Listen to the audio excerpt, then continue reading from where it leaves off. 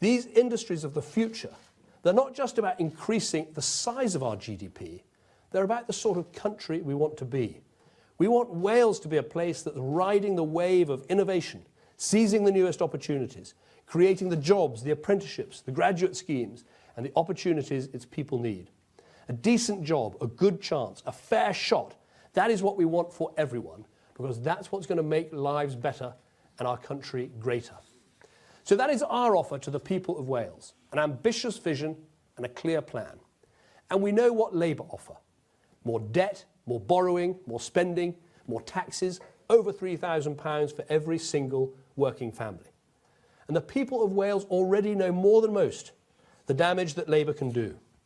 Cutting health spending and taking their eye off the ball on education, that is the way Labour treats the nation of Nye Bevan and Dylan Thomas. And seriously, where is it written that Wales must vote Labour? Where is it written that the people who stand for hard work, for family and for honesty vote for the most spendthrift, profligate, unrepentant party there is? And I tell you what, it's not. So together with the voters of Wales, let us say this: the dragon on our flag may be red, but our country will always be better off blue. Yeah.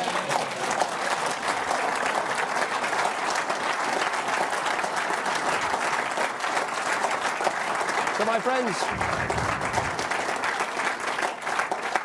friends, we've just got 20 days to go to make our case, the case to stick to a plan that is working. This manifesto tells you where that plan leads, to a job which can provide for your family, more of the wages you earn you keep, hope for your children's future, dignity in retirement, all underpinned by a stronger and healthier economy. We've not fixed every problem in Wales, but we're going in the right direction. We need to get out there, up every hill, down every valley, into every village, and we need to get the message out.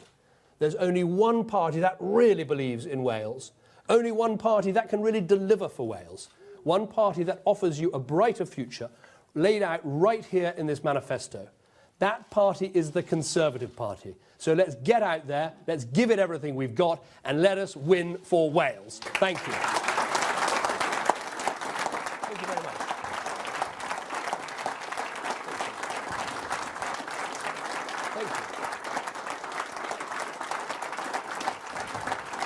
Thank you very much. Thank you. Thank you very much. Thank you. Thank you very much. Thank you. We've got time for one or two questions from the journalists. I think I then have to do some regional media, and then hopefully I can come back in and have a cup of tea and a chat with the hard-working activists who are taking a brief respite from knocking on those doors and hammering up those Chris Davis posters all over the place. I think we've got Laura and Nigel. Laura? Hi, Laura Patel from The Times. Do you have sympathy for the alleged victims of Lord Greville Janner and also for Leicestershire Police, all of whom feel that there's been a huge injustice with the decision not to prosecute him for alleged sex crimes? I have enormous sympathy for anyone who's been the victim of crimes of abuse and sexual abuse, whoever has carried them out, wherever they've happened in our country. And it's quite clear to me we need to do more as a country to tackle this scourge and tackle it more rapidly. But it is a very important principle in our country that decisions about prosecution and decisions about investigation are taken by the independent authorities in the proper way. And we have to be very careful not to step over the line, however frustrating sometimes it may feel that people aren't getting the justice they deserve. But one of the things that I hope that the inquiry work that is being done, not just in government, but all these institutions, hospitals, health services, children's homes, all these inquiries are going to lead to something, which is to act faster when these problems arise, not to have a culture of people not talking out, not reporting upwards, and all the other things that seem to have gone wrong in the past. So I'm confident we will build a safer country for our children and to avoid these appalling crimes in the future. And lessons, where lessons need to be learnt, they absolutely must be. And any government I lead will make sure that happens. Nigel? Nigel Morris from The Independent.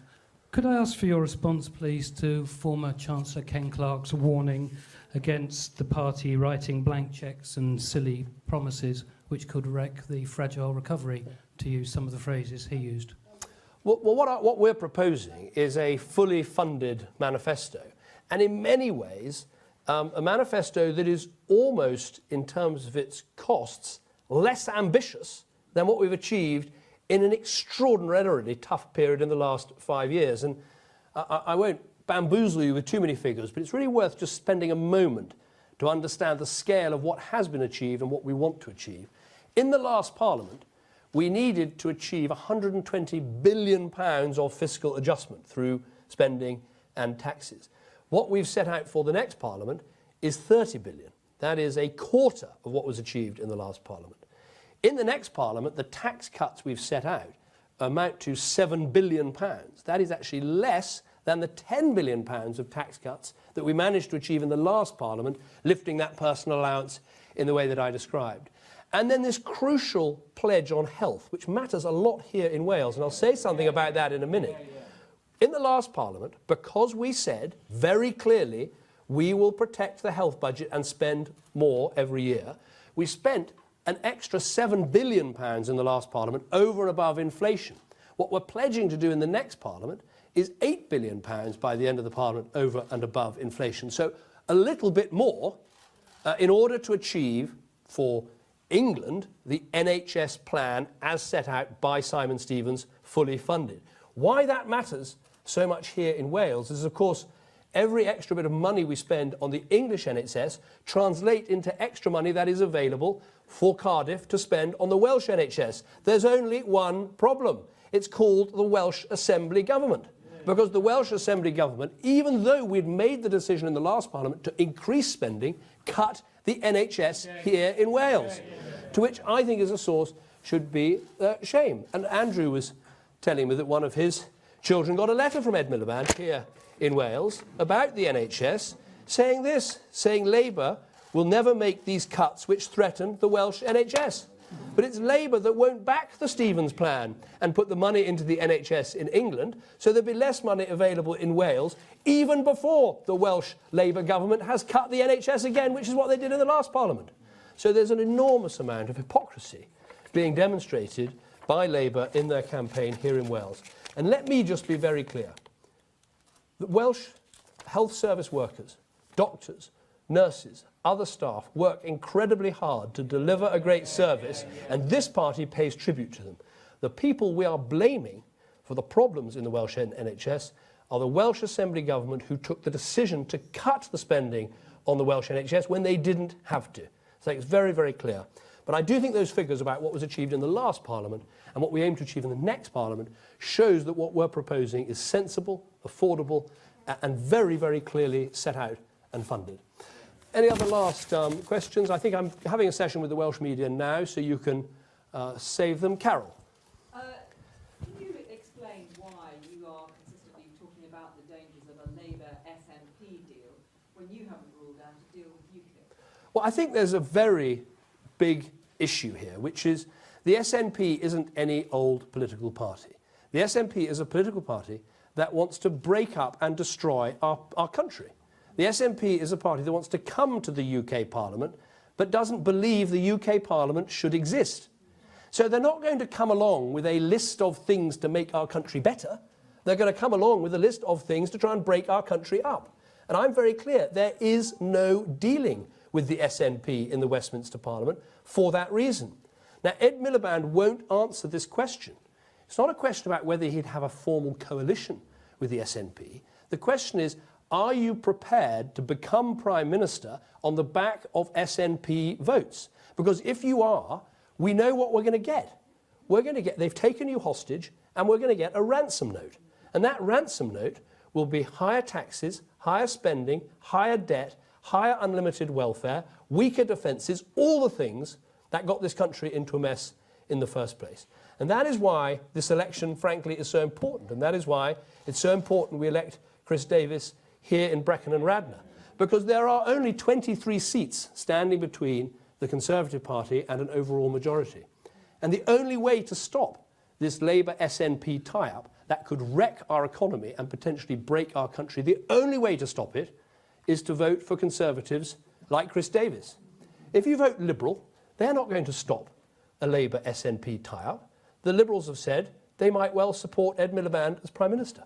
If you vote UKIP, there's a very good chance you'll let in a Labour MP and make this Labour SNP tie-up more likely.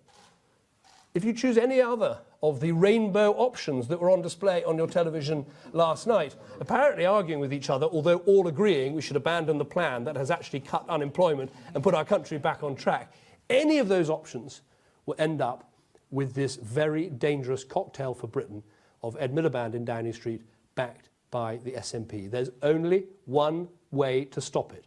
There's only one group of people that can stop it, and that is the Conservative Party. And the benefit of voting Conservative, wherever you are, whether it is Wales, Scotland, England or Northern Ireland, is you don't only get to stop this dangerous cocktail of Ed Miliband and the SNP, but you get a continuation of the long-term economic plan, the cuts in employment, the extra jobs, the homes we're building, the livelihoods we're restoring, the pensions that we're promoting. You get those things into the bargain.